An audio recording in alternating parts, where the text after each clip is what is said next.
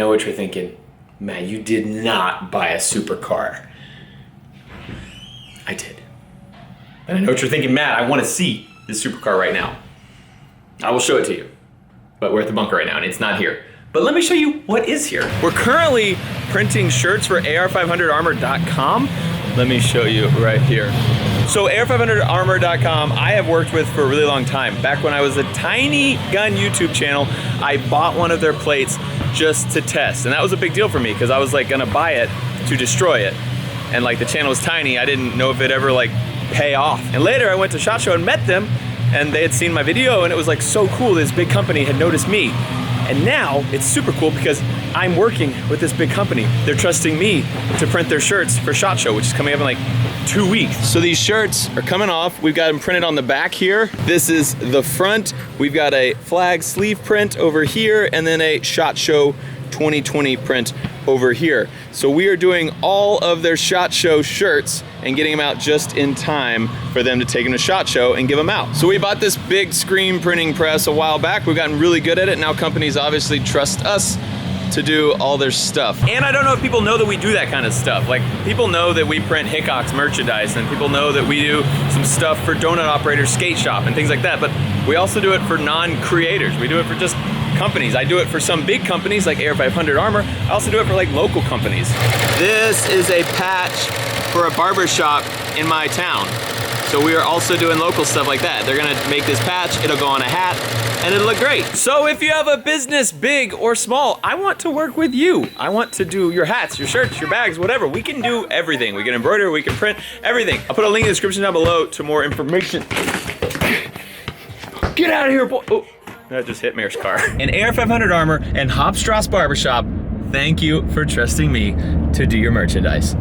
You guys wanna see the supercar? I'm heading home, so I guess I'll show you the new supercar. It's time. It's time for you guys to see the supercar. Now, I will say, it's a domestic. You know, a lot of YouTubers going by Lamborghinis or Ferraris. Not me. I'm sticking with the good old US of A. It's a Chevrolet. You might be thinking, Matt, Chevrolet, they're the ones who make the Cavalier and the Cobalt and the Equinox. Yeah, but they also make supercars. It's a Corvette. You might be thinking, Matt, Corvettes are not supercars. Oh, that's where you're wrong. This is a very special Corvette. It's a ZR1. It's so many miles above the base model Corvette. Let's go check it out. Come on, are you ready? This is gonna be a big deal. You sure you can handle this? Okay, come on, prepare yourselves. This is gonna change everything. Huh? No, wait, come on. Let me show you. This is a 1990 Chevrolet ZR1. We're gonna take a look at some of its quirks and features and I'm gonna review it. Love me some Doug. Go Rockets though, am I right?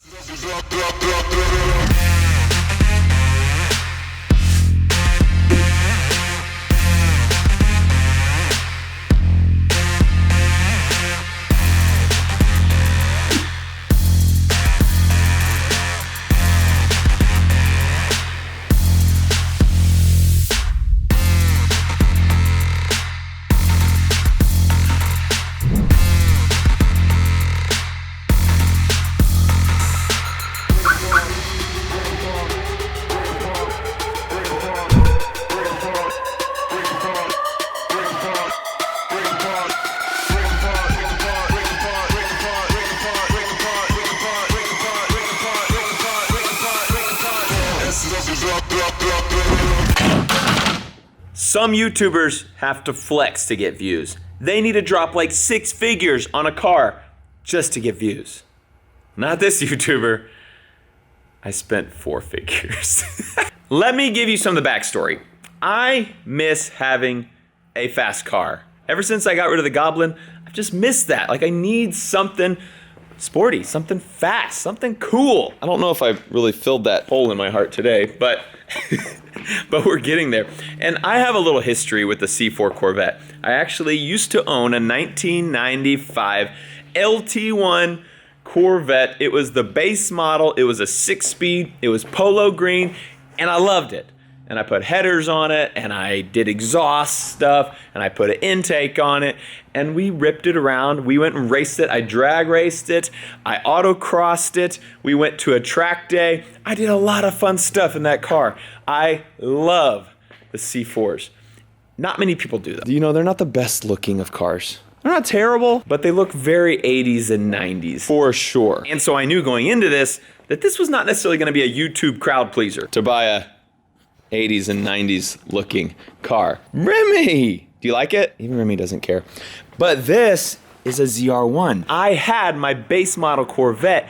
I always dreamed about someday getting the ZR1 version of my car. In 1989, Chevrolet had a range of cars you could pick depending on how sporty you wanted to be. They had Cavaliers if you weren't that interested in being sporty. They had Camaros if you wanted to be a little bit sporty. And then if you wanted the top of the line, they had Corvettes. But in 1990, they added the ZR1 option, which made it a super Corvette. So in 1990, the base model Corvette had 245 horsepower. That was it. That is a ridiculously small number, especially today. But back then, that's what sports cars were. And 245 horsepower was the top American sports car until the ZR1 package came out. And this thing has 375 horsepower. They added 130 horsepower, just like that. The base model Corvette had a 5.7 liter V8 engine. It was called the L98, and it was a solid iron block. The ZR1 also had a 5.7 liter V8 engine, but this one is solid aluminum, and it was made by Lotus, and it makes way more horsepower. Matt, you kind of clickbaited us into this video by saying you bought a supercar, and this is definitely not a supercar. Oh, it's not? What would you call a supercar? A Ferrari? A Lamborghini? Let's talk about that. The V12 Ferrari Testarossa and V12 Lamborghini Countach of 1990 were the supercars of 1990. Let's just talk about some specs. The base model 1990 Corvette cost $31,000 and some change. The ZR1 package added $27,000 and some change, for a total of $59,000 to get a 1990 ZR1 back in 1990. The Ferrari Testarossa and the Lamborghini Countach cost over 3 times as much as the $59,000 Corvette. They're nearly $200,000 back in 1990. But you don't judge a supercar on price, right? The price doesn't make it a supercar. The specs make it a supercar. Let's just go over some speed specs here. So the Ferrari Testarossa goes 0 to 60 in 5.2 seconds. Slow for today, but fast for 1990. 5.2 seconds, that's good. V12 power in a Ferrari, nice. The Lamborghini Countach goes 0 to 60 in 4.7 seconds. Very nice, very fast for 1990. The 1990 Corvette ZR1 goes 0 to 60 in 4.8 seconds. Right in between the Ferrari and the Countach, for less than 1/3 the price. This is a 1990 supercar, and I don't care what any of you guys say about it. I'm gonna call it that. Let's go ahead and jump in it, start it up, see how she sounds.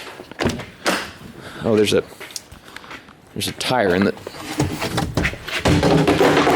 That's a nice spare. That's a good one. All right, seat's upside down, but that's okay. All right, let's crank her up, boys. We have no power.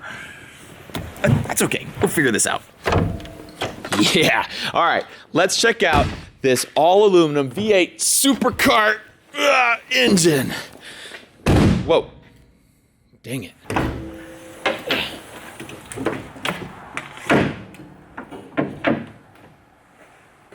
Perfect. This is the LT5, the 5.7 liter all aluminum V8 engine, which was designed by the British automaker Lotus.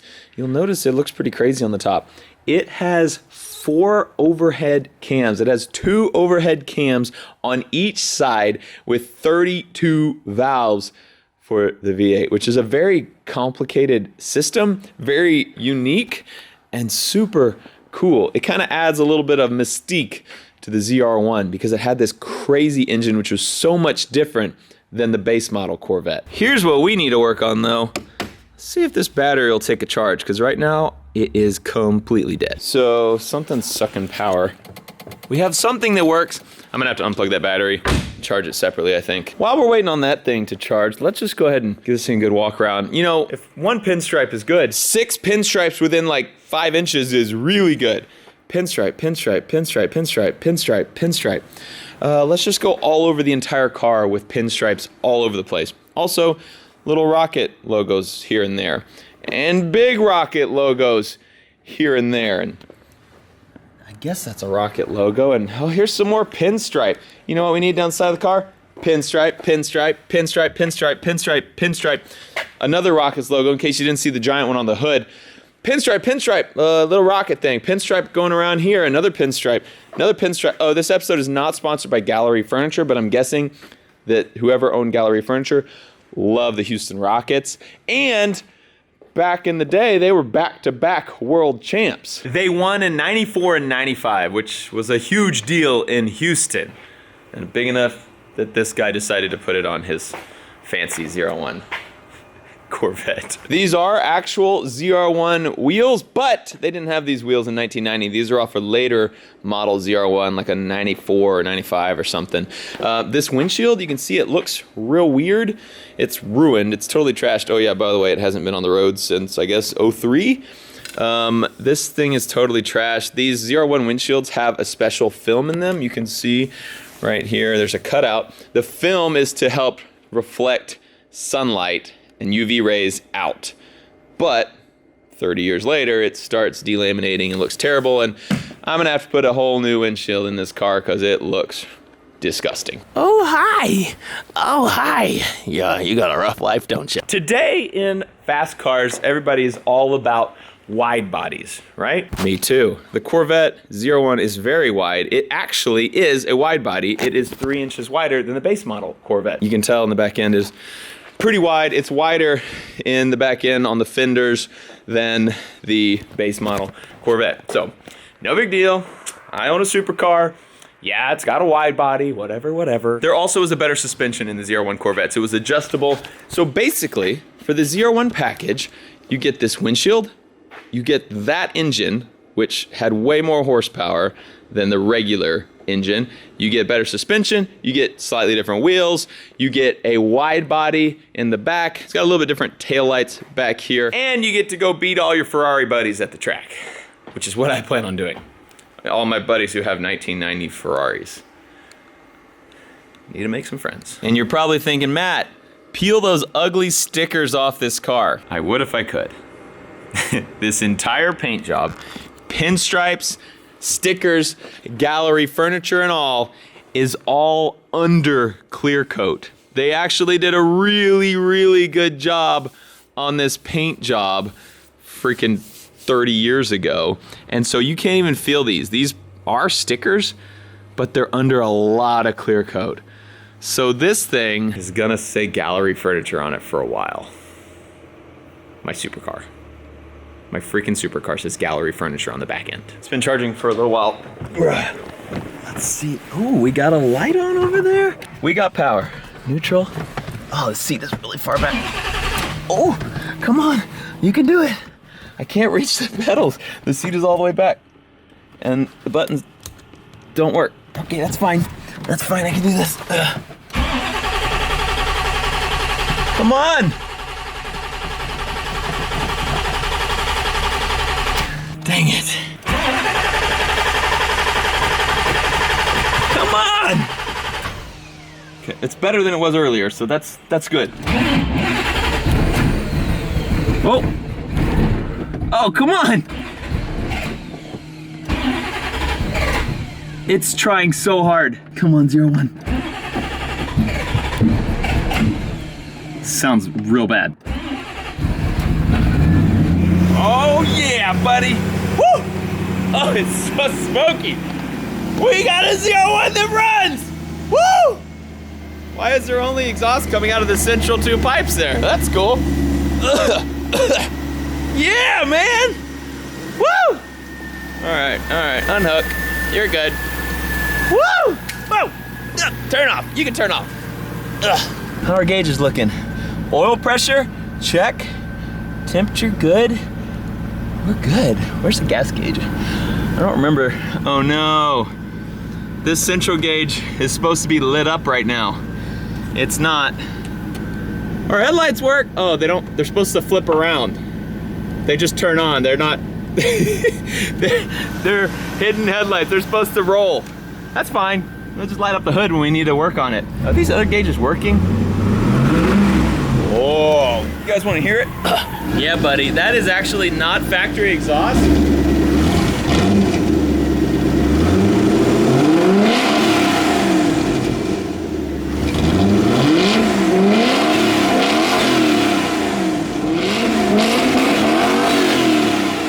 You know what's good on an engine that hadn't been running in years? To rev it up to, you know, red line. It's really good. Look at that LT5 purr, baby. All right, she's actually running all right now that we've got it warmed up a little bit. Definitely still very smoky. May need a rebuild. Which is fine because I want to anyway. I want to totally rebuild this engine and get a lot more power out of her. That's a nice seat. Definitely gonna reuse that. It's got some rust down here. Oh, that's not even hooked in there. So it's had some water in here before, and I think, oh look, that's our ride control box right there. Not hooked up. Yep, knew it. So I think it's got some water in and has killed a bunch of electronics, like, well, never mind. There's not even a door panel there. The window buttons don't work. Half the gauges in here don't work. I wonder if the air conditioner works. Air conditioner? Oh, I just heard the engine move like it, is this gonna work? Give me some air. Whoa, we got air! Crazy, the AC works in this thing? Oh yeah, all right. We don't have windows that roll down, but it is blowing cold air on me right now. Looks like our water temperature gauge is working because it was below 100, I think, when we started, so it's going up, that's good. I don't know if that oil temperature gauge has moved yet. Battery is good, looks like it's charging, so that's good. And our oil pressure is still high. I don't actually know if that one works. The engine's running better now that it's warming up. Still got a stutter when you first give it a little gas. That weird little stutter. But if you go slow, sounds freaking good in the upper RPMs. Smoky though. I just noticed this thing works too, the power antenna. I think my other Corvette didn't even have this working, my 95. So this thing, when you turn it on, goes up. When you turn the car off, it goes down. Perfect, I got an antenna. I mean, the radio doesn't work, but the antenna works. As I'm sitting here watching this thing, it's just been idling, but it is starting to overheat already. Temperature gauge getting way up there. Our oil temperature gauge is moving, so that does work. So it looks like all of these gauges work, but we have no speedometer and no tachometer. And then I have no idea if these warning lights work. We have our parking brake door ajar and seatbelt light all work. Well, maybe. Put a seatbelt on. Let's see if that thing turns off. Nope. Oil pressure does work now that it's warmed up. See how it's idling and it's kind of in the middle there, and I rev it up. Oil pressure goes up. That was good. Oh no, we're getting hot. We're getting hot and I'm just sitting here. That is not good. It is a cool day today too. So, it runs, but I probably should go ahead and kill it.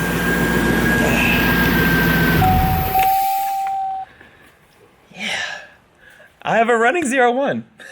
So I bought a beater ZR1 Corvette. I'm actually really excited because it's a beater of a ZR1, which means I can do whatever I want to it and not feel guilty about messing up some like Corvette heritage. If this was a 2,000 miles on the odometer, low mileage, pristine, immaculate condition C4 ZR1, I would feel guilty about every modification I did, any like kind of shenanigans that we do in the car, like, you know, if we drifted or anything, I would just feel bad about revving up the engine and possibly hurting that perfect ZR1. But this thing is so far from perfect. It's on the other side of the world from pristine, so I can do whatever I want to it without any guilt at all. So I'm gonna make this ZR1 exactly how I want it without worrying about how it was, and I'm super pumped about it. Thanks for watching. I hope you guys like my new supercar. Don't call it not a supercar, it really hurt my feelings. We're gonna have a lot of fun with the old beater ZR1. Thanks for watching. I love you, and I'll see you next time.